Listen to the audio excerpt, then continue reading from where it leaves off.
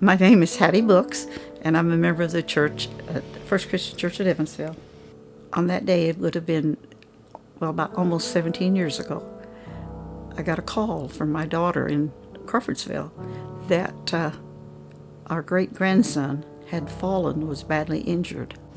My granddaughter, who was the child's mother, had just gone to the grocery to get she wanted to make pancakes for Saturday morning breakfast. And she got the call when she was in the checkout line. So immediately we drove to Crawfordsville, and they had by then taken him to Riley.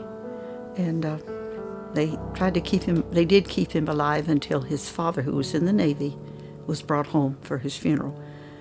But it came to light that afternoon, during all of the things that were going on, that the stepfather had murdered him.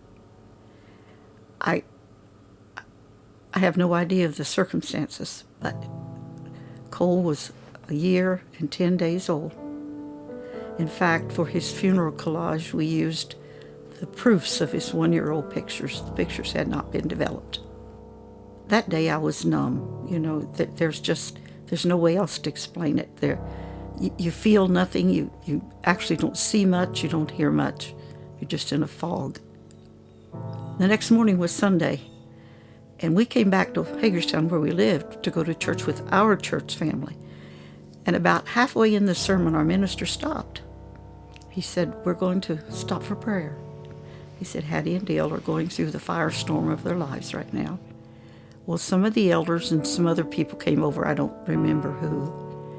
And I was so filled at that moment with anger. That's all I can describe it as.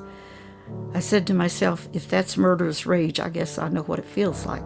Because had I could have gotten to him, I don't know what I would have done. I was so angry.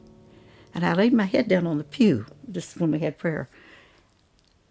And I said, "Lord, I can't handle this. I absolutely cannot handle this. I'm just going to tell you what happened." It was as if a calmness, a peace, started at the top of my head and went out the bottom of my feet. Until this day, I have no animosity toward that young man, because his life ended that day too. He was only 23 years old. I could walk up to him now and put my arms around him and tell him I forgive him. And I hope and pray that he comes to God, and that he's able to live a productive life to honor Coles, who didn't have a life. Until this day, of course, I remember it, but not with any bitterness or anything like that. If he were a Christian, he'd be my Christian brother. But it wasn't easy. But forgiveness is there, and the only person who can bring it to you or to me is Jesus Christ. You can't handle it by yourself.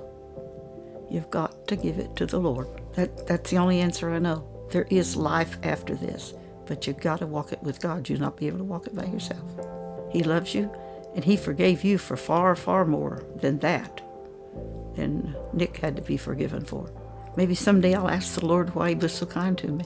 But that's the story of my forgiveness, and I treasure it, because I don't know where I'd have been. I'd probably been in an asylum somewhere, because I really was in bad shape. But God can take the worst of situations and make them new.